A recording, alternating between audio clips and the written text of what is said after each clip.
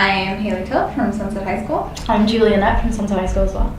And I'm Chann Noun. I grew up in Cambodia in 1960s. I'm 52 years old now. And you were 15 when it all started? When the Khmer Rouge took over, I was 15 years old, 1975. How did you experience the takeover in 1975? After 5 years of civil war, a lot of Cambodian people, including myself, we were chased out by bomb, by gunfire. We were chased out from town to town, and we all was so tired. We what we call it, displaced. We lost our place, we lost our home. We don't have a sense of home. We don't have any permanent place. So everyone is exhausted and was exhausted and was tired of the war. So when the war's over, we were excited. We were actually out on the street, celebrating. As I remember, I was 15 years old, and the Khmer Rouge marched into our town in the middle of the night. So all of us was out on the street cheering them when the soldier walking in with guns and all that.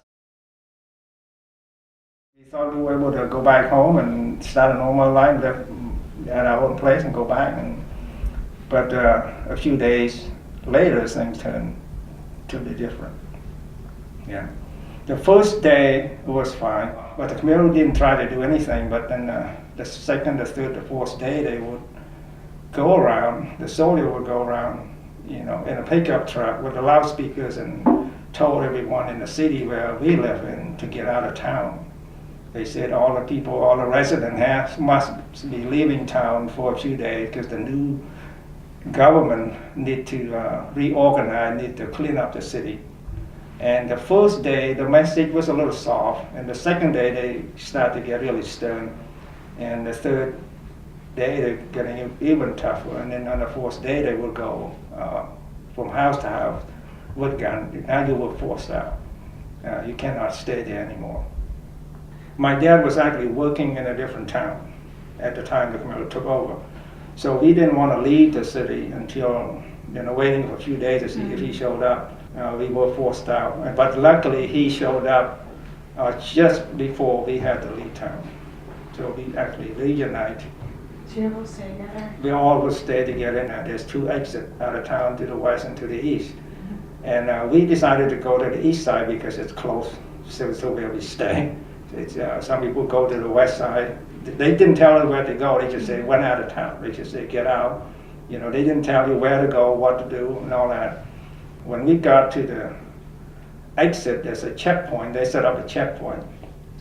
And the Khmer Rouge would set up a checkpoint, set up a tent, and they would have all the desks and all that things set up like a tent. And then they would announce that if you are working for the government, if you have education, if you are a professional, like teacher, accountant, attorneys, or soldiers, or any people with a high education, people with a good job, then you can sign up with them. Then you can register. So they say, if you have a job here and you want to come back and and take your old place, come here and sign up. So basically, those people were signing up for this. We're not well-educated people. My parents were just average middle-class people. They're not really well-educated. So we didn't do it, and a lot of people did. And a few of our cousins who had a good job, who has a decent job at the government, they signed up. And then after people signed up, they moved people to one side. You say you sign up, then you go to that side. And the one who didn't sign up, you go. So they tell us to move on, and the one that signed up, they move them to one side. So we just kept walking on for a while. And by the time you get out through the checkpoint, it was in the afternoon, and it was hot in April in Cambodia. So we kept walking, and they just keep pushing us. They just keep telling us to go and go. So night fell at about, at nighttime we couldn't go anymore, and a lot of people, thousands of people. So we pulled to the side of the road, tried to find a place to stay for the night, tent, put a camera and all of that things, looking for firewood and starting cooking and all. And then by nightfall, and we suddenly hear big, massive gunfire. in a distance. And it lasted for about 15 minutes. It's just a lot of gun shootings. A lot of people look at each other and say, what happened here? Because the country was supposed to be at peace. And the war was supposed to be over. We heard gunshots all the time during the war, but here we haven't heard it the last few days since they took over. So we didn't know what it was. And then I think about an hour or two later, there's still people coming behind us, coming from there. And a group of people that are coming in, and they all told us that the gunfire that you heard was actually executions of all those people who signed up to return to the city. So all those people basically gathered them all one side, tracked them up to the killing fields, and slaughtered them all on that one night. So a few of my cousins, 3 of my cousins was among one of those. And when we heard about that, my parents knew that, suddenly that we knew that thing was not what they told us it was. Then we start to be careful, we start to hide past, hide identity. We start to burn all the documentation we have, paper, pictures, anything we have.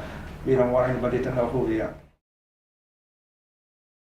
I don't have a single photograph of me before the age of 15. Because whatever we had with us, we destroyed them to hide the past, so nobody knew who we were.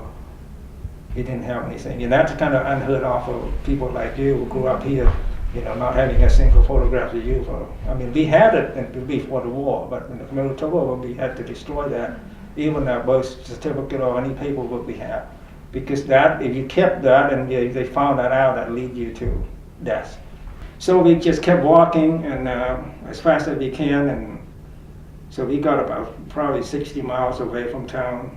Eventually they rounded us all out for about 50 families and put us in one of the village. So they put us in the village with the people. The village has people who lived there all their life. They call them the base people. So what the Khmer Rouge did, and they divided people into 2 groups. The one who was supporting them during the Civil War, they call them the base people. Those are their people. And the people like us who were on the wrong side, who was on the government side, that was actually deliberated by them, we call as new people. And suddenly the new people have no right whatsoever, and the base people have all the right. So now suddenly one group have all the privilege, have all the power, the other group is powerless, and don't have anything at all. They don't give us food, they don't give us anything.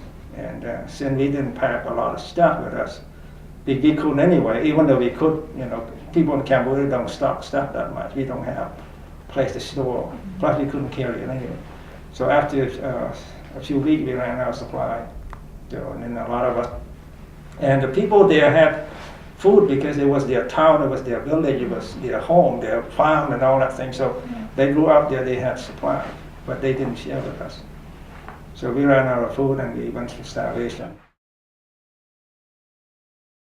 So basically, from my experience, if you call me or ask me what all the worst experience that I had to go through besides, violence and tortures and stuff is starvation. Starvation is I wouldn't call it, I call it a disease. To me, it's the worst disease you ever have to experience. Now, many of you here probably never had to go to that point to actually know what. People say they starve, they're hungry, but they're not really starvation. Yeah. When I'm talking about starvation here, I'm talking about when all the reserve in your body is completely gone. You got nothing left but skin and skeleton. All your muscles, all the stuff is gone. All your fat, everything's gone in your body. If you get to that point, you're not really human. Know what's right, what's wrong anymore. So. And that's when you see humans become like animals in the wild. We fight each other, we kill each other. We get to a point where all the connection between human, like parents would be hiding food from kids hiding food from siblings. We no longer have that love, that connections anymore. It's just we become like, all you think about is something to put in your stuff. So did you stay in that one village for quite a while then? We stayed in that one village for about 6-7 months. Actually, my families, the older people stayed there the whole time. But for us youth, they call it youth or children, they split us up. They break us up away from our parents, they send us to camp, to labor camp. And you get to come home maybe 1 or twice a year. And usually you have to walk for half a day or days or two to actually get home to see your parents. They shut down everything, so there's no schooling, there's nothing, no religion, no money. Everything that you ever known in your whole life is all gone. So they basically took over, turned society upside down, turned one group against another. And the base people are usually the people who had no education, the jungle people who live in a remote village. Yeah. They were illiterate, they didn't know how to read, didn't know how to write, and suddenly now they have power to kill you and to do anything to you. So most of your family actually survived then? All the immediate family survived. Yeah. Yeah. The immediate family survived, and but not a lot of distant, your cousin, a lot of all of that. So, a lot of kids ask me this question, which is kind of neat. They say, what is the positive experience you learn from going through all of that? And there is to a point, I told them that the only thing that positive that come out of that experience is that I'm a much tougher, stronger person. Yeah. Because I can do anything that life throws at me because of that experience. Now, I wouldn't suggest that anybody go through what I've gone through to become strong. But since you've been through hell's on earth, and anything that lies over you could handle. So that's one thing that is positive from that. But no one should ever be subjected to that kind of condition to become strong. Anything happened, you never forget. Whatever happened back then, 30 years ago, it's still fresh in your mind. It's just like yesterday. You never forget. Many people ask, how can you be sitting here talking about your stories and be able to do that? And in my case, it's different. I came here alone, and I was taken in by a Caucasian family out in the Midwest. And so I've been practicing telling my story for the last 24 years. I live with them, their friend come over, they asked me how I ended up here, why I'm here, and where I came from. So I was kind of forced or encouraged to tell my story. I don't have a choice. I didn't have a choice to turn it down. Mm-hmm. So I've been practicing telling them somehow. So every time you do it, you get a little bit easier. You were able to dig a little bit deeper into your feeling without having to break down.